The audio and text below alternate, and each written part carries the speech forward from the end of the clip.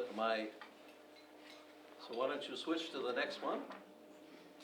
Okay, so the title of mine is the first 50 years. So let's start with the Rotary Movement.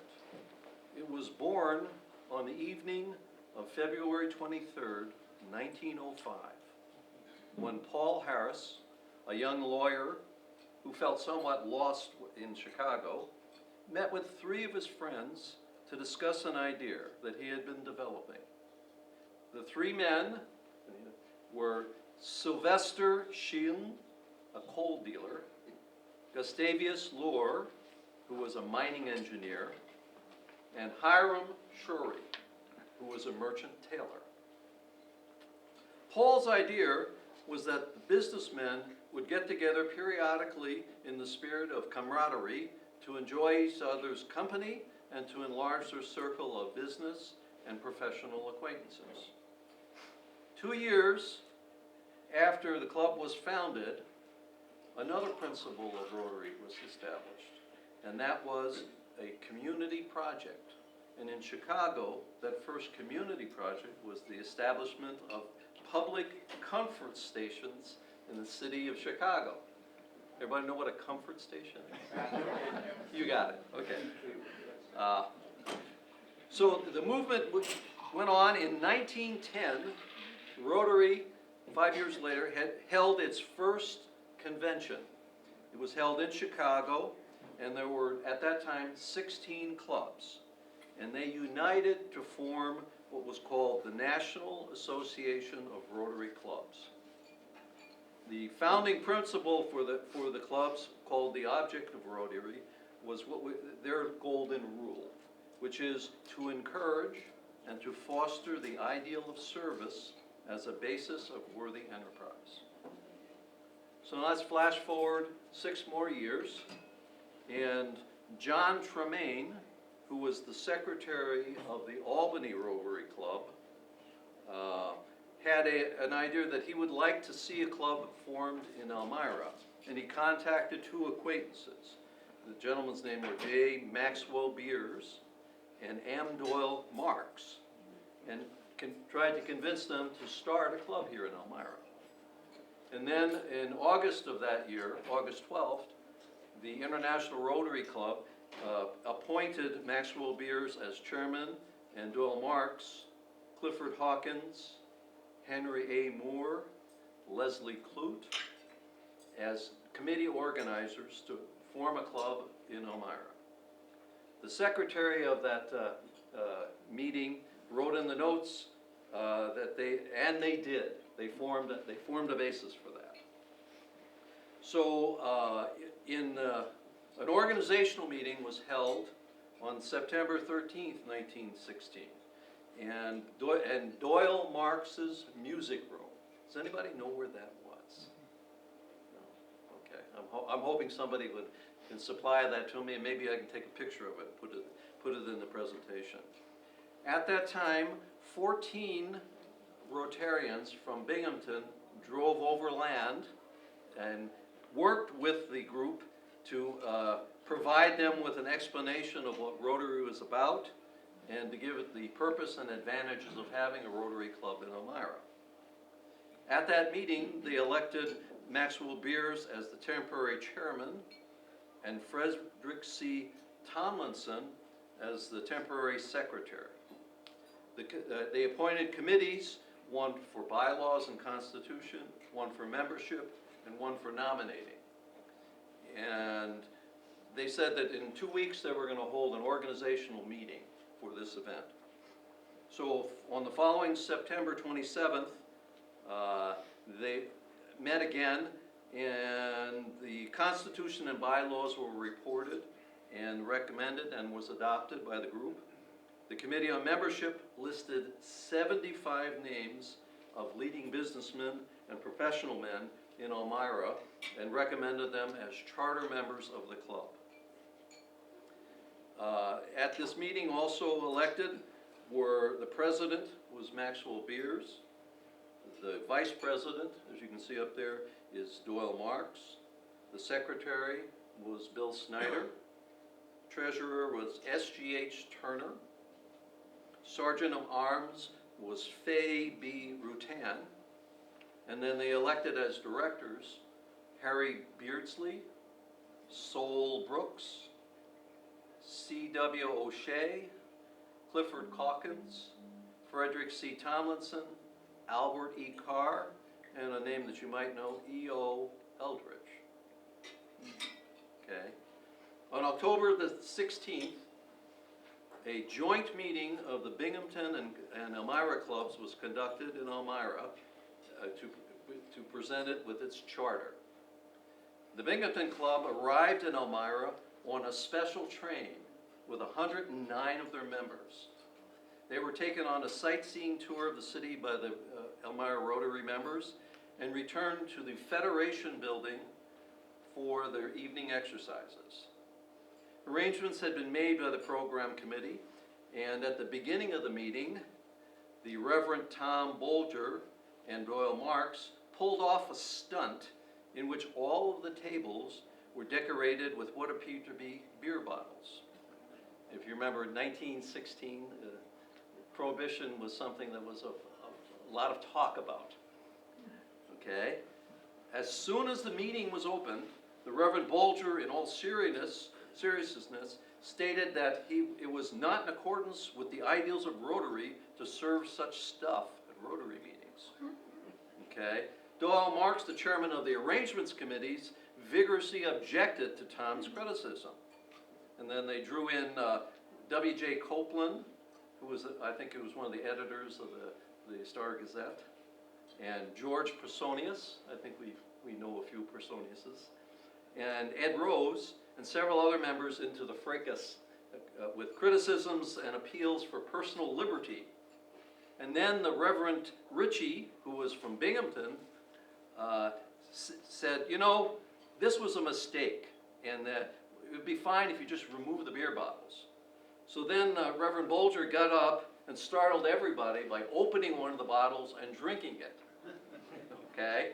And then the Binghamton delegates showed shock until Bolger invited everybody else to drink from it because it was only filled with ginger ale. Okay. Then on the 3 weeks later, the first weekly luncheon meeting was held on October 27th, 1916.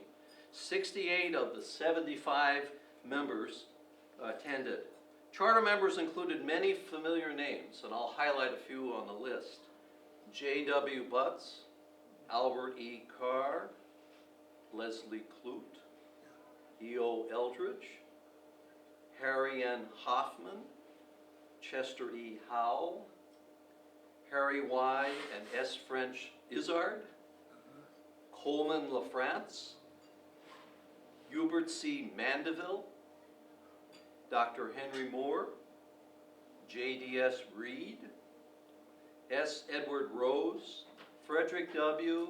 and Charles Swan Jr., Harry S. Thayer, and Frank Tripp, to name just a few of the noted members on the group.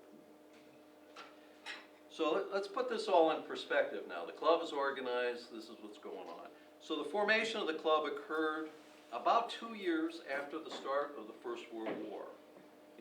About 4 months after the sinking by the German torpedo without warning of the great ship, the Lusitania, taking the lives of 1,200 people, including 100 American citizens.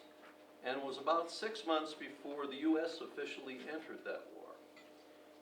So the club came into an existence in an atmosphere crowded with confusion and chaos of war. And at the time when the conflict of ideas was spreading over the world, with the German leaders declaring that they were the divinely chosen missionaries of human progress and the future rulers of the world, and the leaders of several other powerful nations meeting on the challenge on the battlefield with the belief and determination and confidence that freedom, justice, truth, respect of human rights were not to be dispensed to humanity in measures consistent with the German monarch's ideal, but that they were the inalienable rights of human beings everywhere, and that these rights must prevail in a Christian and self-respecting world, and that men everywhere must cherish the privilege to choose their own way of life. So with that as an atmosphere, just another little caveat, during this time, there were no other service clubs in Elmira. There was no meeting place where men of all creeds and nationalities and denominations could come together and open up to each other in fellowship, camaraderie, and confidence. So with the motto, "He profits most who serves best," the Elmira Rotary Club began their long journey in service to our community. So let's move ahead a little bit, another year or so. One day in 1918, Bill Snyder was sitting in the office of Dr. Copeland, as I said, the editor, one of the editors of the Star Gazette, and Dr. Copeland said casually that it was his father's birthday. He said, "You know, Dad always gets more of a kick out of giving presents on his birthday than receiving them." Bill immediately jumped up and said, "You know, why isn't that a good idea to take and raise funds for a Rotary Club?" He said, "We'll have members make a contribution on their birthday." So that they drew up a resolution and brought it to the club, and on October 11th, 1918, the club unanimously adopted this resolution. Thus, Elmira became the first club to boast this kind of fund, and it still exists today, as most of you know. The first project that was supported by this fund was the neighborhood house. Anybody have heard the neighborhood house before? Okay, all right. Well, the neighborhood house organization had been set up with its headquarters on Dickinson Street by some public-spirited citizens of Elmira to contribute to the physical and social needs of some of the underprivileged children in the area. As this work became popular, the demand increased rapidly and became so great that the sponsors were seeking extra help. The Rotary Club came to its assistance and made a cash contribution of $300 a month for several years. Now think what $300 would be like in 1918. That's a fair amount of money. Aside from the cash contributions, the club members installed a new heating plant. They supervised the construction of a building. They gave parties and prizes to children at Christmas time. And they did many other things to contribute to the success of this undertaking. By 1923, with the aid of the then community chest of Elmira, the neighborhood house was able to fully fund its operations. So therefore, during the time period between 1918 and 1923, the Rotary gave over $12,000 in support of the neighborhood house. Then that same facility in 1941 had another financial problem and made a presentation to the Rotary board. They needed additional facilities and more staff. And so the Rotary Club provided an additional $1,200, and 6 of their members served as on the board of directors of the neighborhood house.